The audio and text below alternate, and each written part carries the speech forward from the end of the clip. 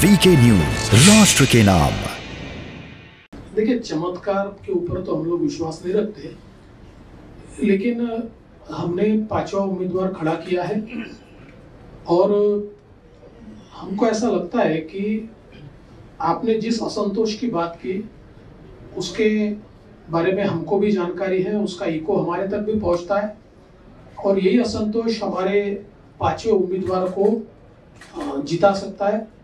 इसलिए मैं आज के मौके पर इतना ही कहूँगा, लड़ाई ये आसान नहीं है लेकिन असंभव भी नहीं है। लेकिन किरण जी, जिस तरीके से राज्यसभा चुनाव हारने के बाद महाविकास अघाड़ी में अपने कैंडिडेट को जिताने के लिए आपस में फोन करके और विधायकों को एक दूसरे की तरफ लाने की कोशिश, देखिए यह सहज है क्योंकि कोई भी पार्टी ये चाहती है कि अपना उम्मीदवार जीते। ये राजनीति में दूसरे का उम्मीदवार जिताने के लिए कोई बहुत अपने उम्मीदवार को धोखे में डालकर प्रयास नहीं करता। और महाविकास आघाड़ी के ध्यान में आया है, तीनों पक्षों के ध्यान में आया है कि बीजेपी ने 5वां उम्मीदवार खड़ा किया है तो कोई ना कोई गणित के आधार पर उन्होंने खड़ा किया है, तो उस गणित की गाज किस पर गिरेगी ये तीनों नहीं जानते। इसलिए तीनों ये प्रयास करें कि अपने अपने उम्मीदवारों को सिक्योर करें और उनको सिक्योर करने के चक्कर में एक दूसरे के वोटों को तोड़ने का प्रयास ये तीनों लोग कर रहे हैं। रवि राणा के घर पर जिस तरीके से पुलिस ने, क्या आपके उम्मीदवार, आपके वोटर्स को कम करने की कोशिश? देखिए, बिल्कुल साफ दिखाई पड़ता है जिस प्रकार से रवि राणा के घर पर पुलिस भेजी गई, वो डरा धमका कर उनको अरेस्ट कर कर वो वोट नहीं दे पाए, इस प्रकार का प्रयास चल रहा है तो हम भी उसके लिए तैयार है। देखिए, हमको पता है सरकारी तंत्र का दुरुपयोग करते हुए इस चुनाव को जीतने का पूरा प्रयास ये महाविकास आघाडी करेगी, हम भी तैयार है। सर, अग्निवीर योजना ज्या पद्धतीने कृषी कायदे मागे घेतले तशीच मागे घ्यावी लागेल असं राहुल गांधी यांनी ट्विट केलं आहे। राहुल गांधी खूप ट्विट करत असतात आणि दिवसभरामध्ये ते स्वतःच्या ट्विटला देखील खोटं ठरवतील अशी ट्विट्स करत असतात। त्याच्यामुळे त्यांच्या ट्विटवर वगैरे कुठली योजना मागेही होत नाही आणि त्यांच्या ट्विटला फार महत्त्व देण्याचे कारण नाही। जयंत पाटलांनी उस्मानाबादमध्ये असं स्टेटमेंट केलेलं आहे, जयंत पाटलांनी उस्मानाबादमध्ये असं स्टेटमेंट केलेलं आहे की जर आमची मित्र पक्षामध्ये कोणी जर राष्ट्रवादीमध्ये येत असेल तर आम्ही नाही म्हणून सांगतो, मात्र भाजपाची जर कोणी येणार असतील तर आम्ही त्याला एक्सप्रेसवे तयार करून ठेवलेला आहे, आम्ही वाट पाहतोय कोणी येईल। त्यांचा एक्सप्रेसवे रिकामाच आहे, त्याच्यावर कोणीच यायला तयार नाहीये, त्याच्यावर गवत उगवलं आहे। मध्ये अपक्षांची 10 मतं मिळवण्यात तुम्हाला यश आलं होतं, त्यानंतर आज नाना पटोलेंनी आरोप केलाय की अपक्षांना भाजपचे नेते फोन करतायत की कुठेतरी ईडीच्या धमकी दिली जाते असं।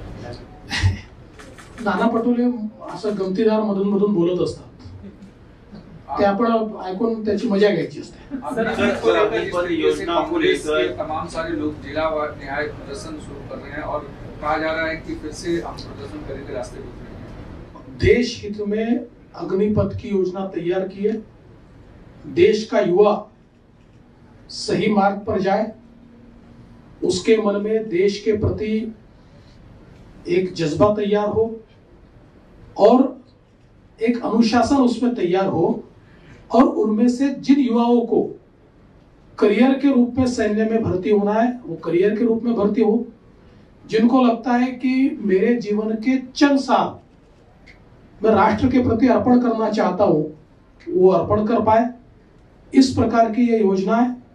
जरूर इसमें शुरुआत में कुछ लोगों के मन में कंफ्यूजन भी था या एक जेन्युइन उनकी डिमांड भी थी कि 2 साल भर्ती नहीं हो पाई तो हम एज बार हो गए, तो कम से कम जो लोग कोरोना के समय एलिजिबल थे उनको मौका मिलना चाहिए। तुरंत प्रधानमंत्री जी ने निर्णय लिया और 23 तक उस एज बार को बढ़ाया, एज लिमिट को बढ़ाया। तो मुझे लगता है अब कांग्रेस इसका पॉलिटिकल विरोध कर रही है और इस प्रकार से इस स्कीम का पॉलिटिकल विरोध करना ये देश हित में नहीं है। मैं इतना ही कांग्रेस को कहना चाहता हूँ।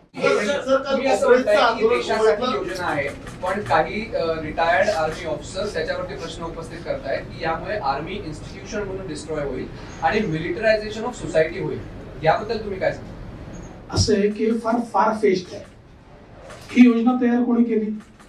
ही तर काही पंतप्रधानांनी तयार केलेली योजना नाही आहे, ही आर्मीनीच तयार केली आहे, सर्व्हिंग ऑफिसर्सनीच तयार केलेली आहे।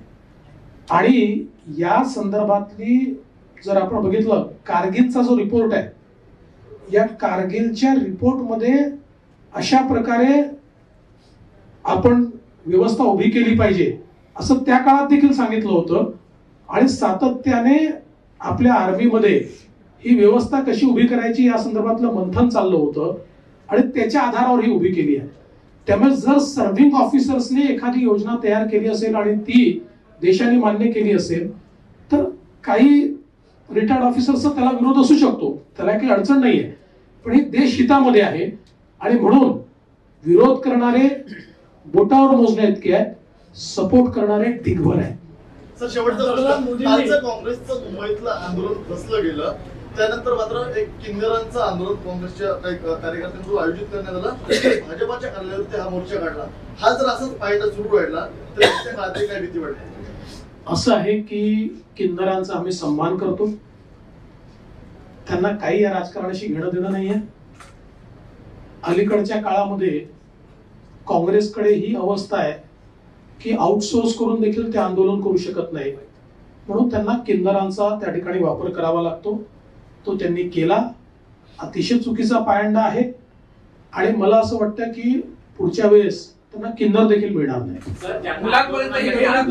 त्यांना आपण आंदोलन का करतो हे देखील माहित नव्हतं, ते राज्य सरकार विरोधात तेच मी आपल्याला सांगितलं की म्हणून तर मी म्हटलं आम्ही त्यांचा सन्मान करतो, कारण त्यांना आउटसोर्स करण्याचा यांनी प्रयत्न केला आणि अक्षरशः तोंडावर पडली काँग्रेस.